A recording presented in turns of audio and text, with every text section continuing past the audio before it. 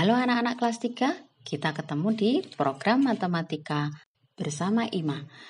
Kali ini kita akan belajar tentang pengukuran panjang, berat, dan waktu. Sudah siap semuanya ya? Pertama, kita belajar tentang pengukuran panjang dengan satuan baku.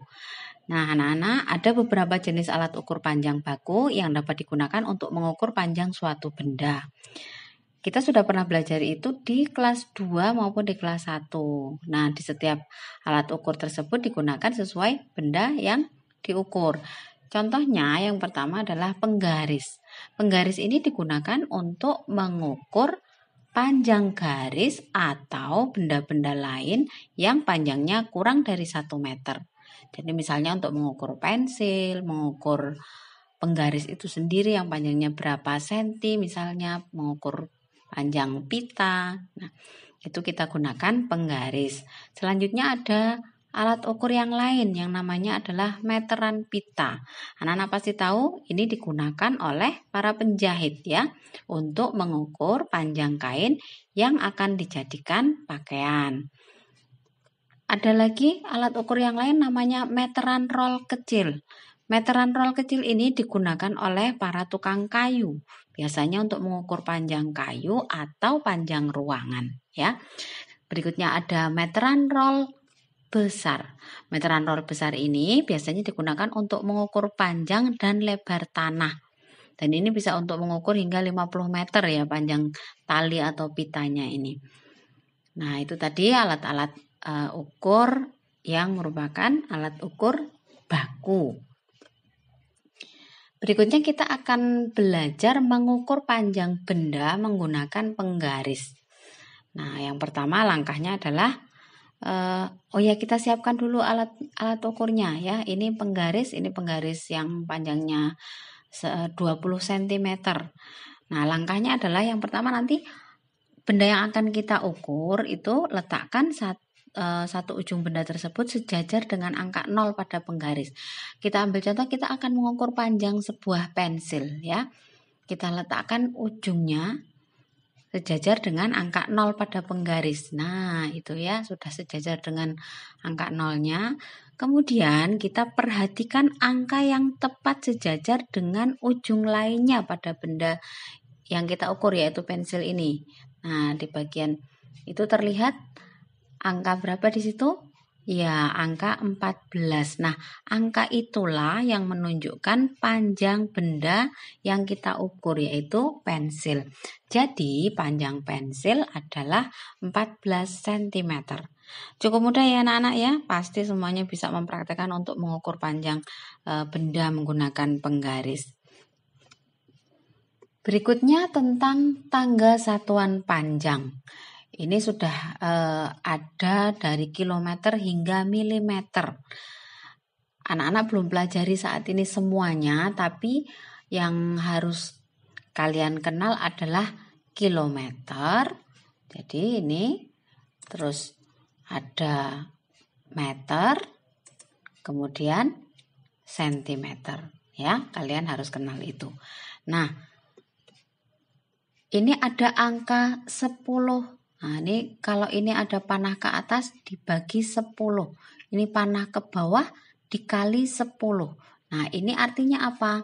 Oke, nanti ini untuk pada saat kita akan mengubah satuan panjang misalnya dari sentimeter ke meter atau dari kilometer ke meter. Nah, bagaimana caranya? Oke, nanti kita akan lihat contohnya ya. Kita perhatikan dulu untuk kepanjangan dari km, hm, dan sebagainya. Kalian sudah bisa baca semuanya ya di sini ya. Ada km itu kilometer, hm itu hektometer, dan seterusnya sampai dengan mm adalah milimeter. Kita ambil contoh sekarang untuk mengubah satuannya dari 4 km itu sama dengan berapa meter. Kita lihat di sini dari kilometer ke meter. Ada berapa anak tangga kita turun? Ya, kita lihat. 1,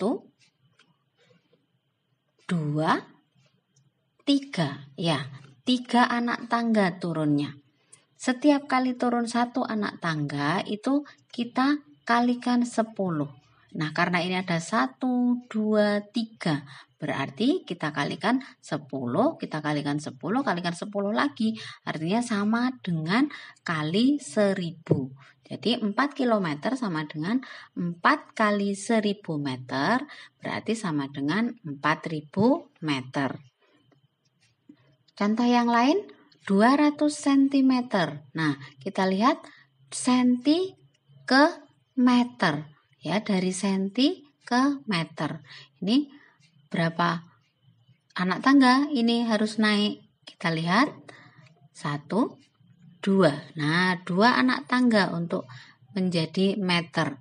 Berarti karena naik itu harus dibagi 10 setiap kali naik 1 anak tangga.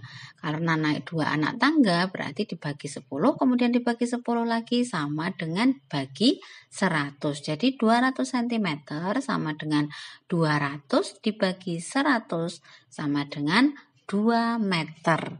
Bisa ya anak-anak ya untuk penggunaannya mengubah satuan dari kilometer ke meter atau dari sentimeter ke meter atau dari meter ke sentimeter. Kira-kira seperti itu. Oke, kita lanjutkan. Pengukuran berat benda dengan satuan baku. Setelah kita tadi belajar tentang panjang, sekarang kita akan belajar tentang berat benda.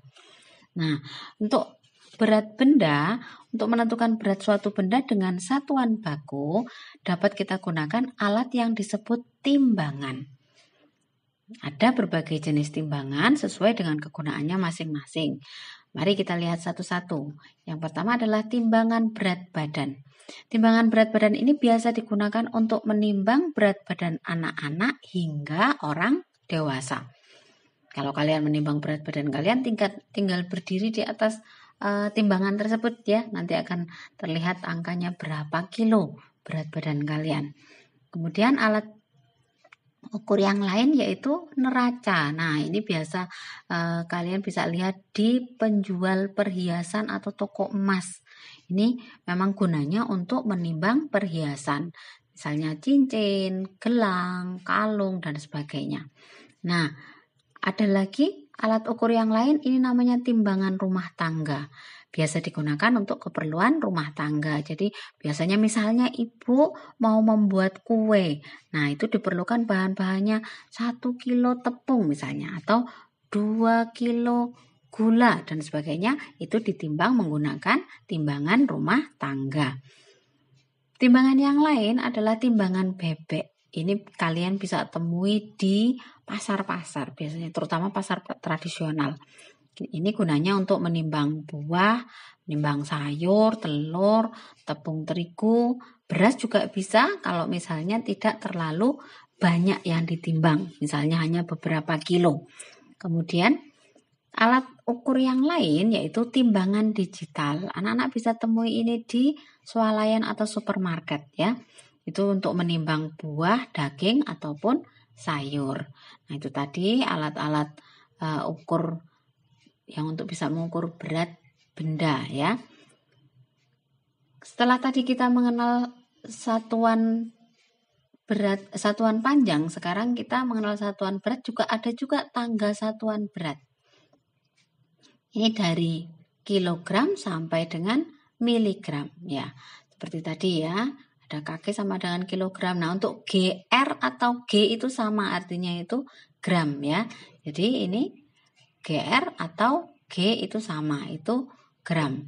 Nah, sekarang kita lihat satuan berat yang lain. Itu satuan berat yang kita kenal juga ya. Satuan berat yang lain selain dari kilogram sampai miligram itu ada ton, kuintal, dan juga ada lagi ini yang anak-anak jarang dipakai memang, tapi ini kalian juga harus tahu yaitu pon. Nah, 1 kilo itu sama dengan 2 pon. Jadi kalau 1 pon itu sama dengan setengah kilogram atau 500 gram ya.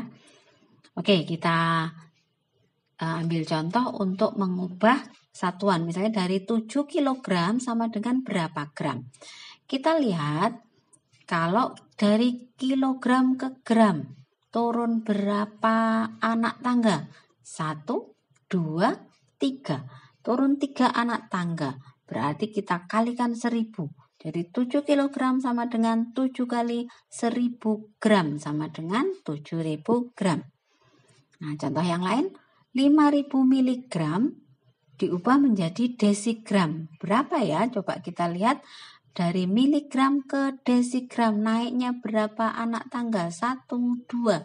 Naik 2 anak tangga berarti dibagi 100.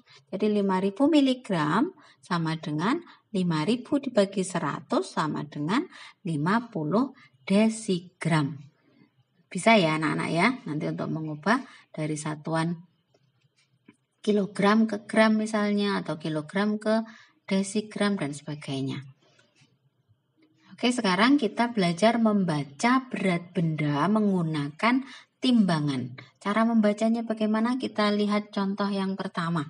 Nah, kita akan menimbang sebuah semangka.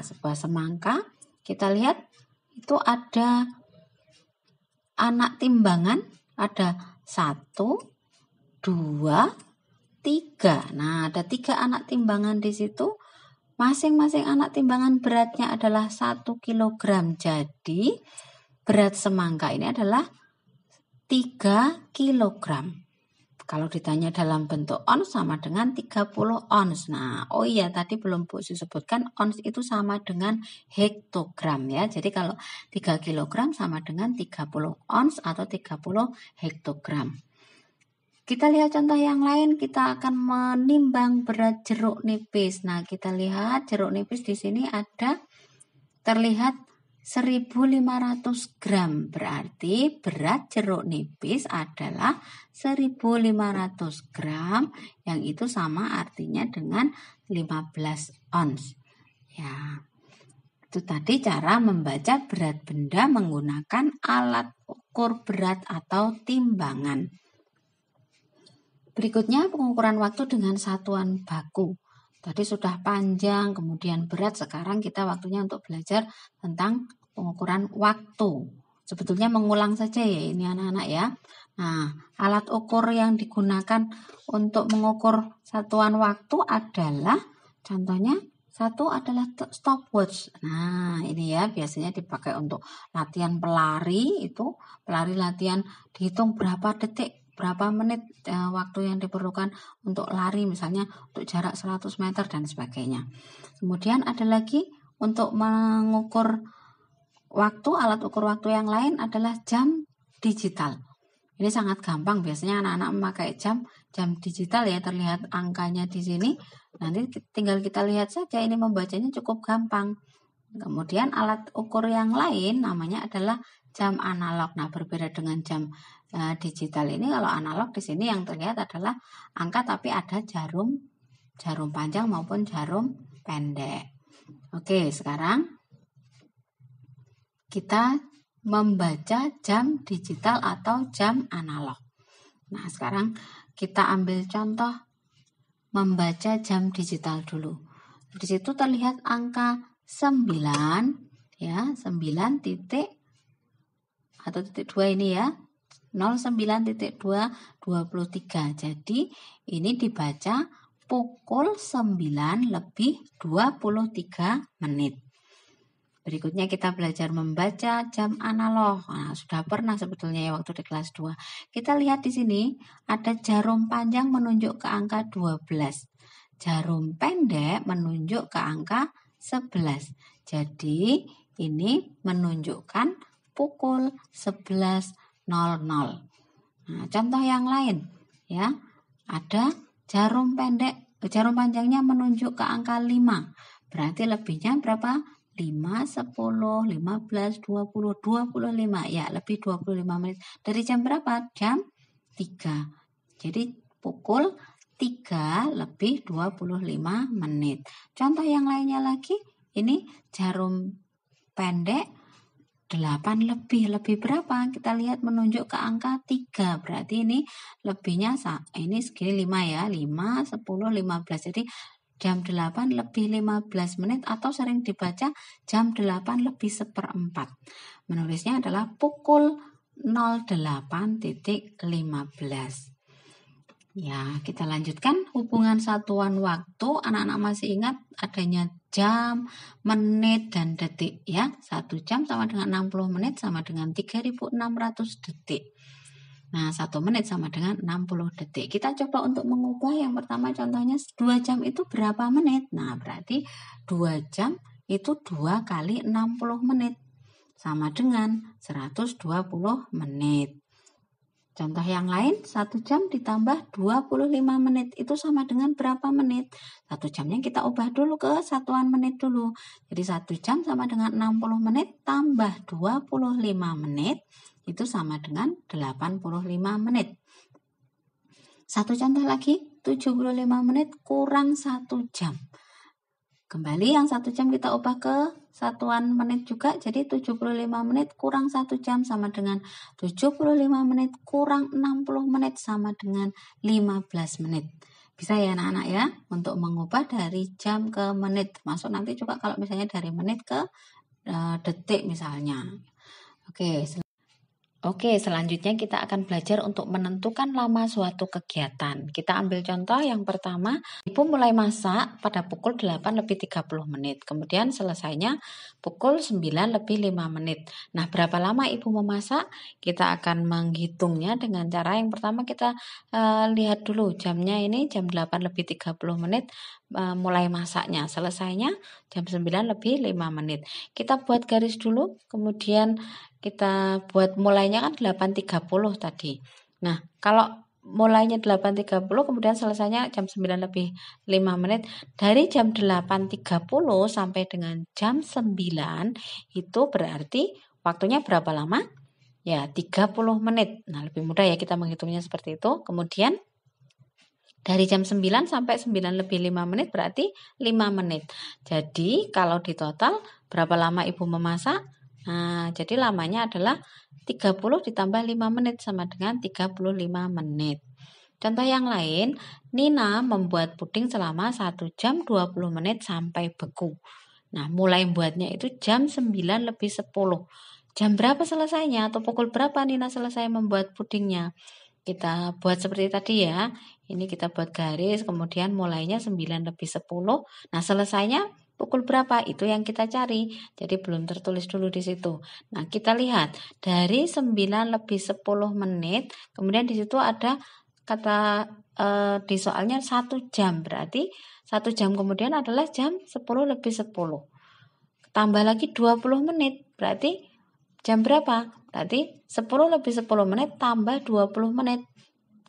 Yaitu pukul 10 lebih 30 menit. Nah, jadi kalau tadi pertanyaannya pukul berapa Nina selesai membuat pudingnya? Tentu saja adalah pukul 10 lebih 30 menit. Nah, anak-anak cukup dulu untuk video kita kali ini. Sampai ketemu di video selanjutnya. Tetap semangat untuk belajar matematika ya bersama Pintar Matematika bersama Ina.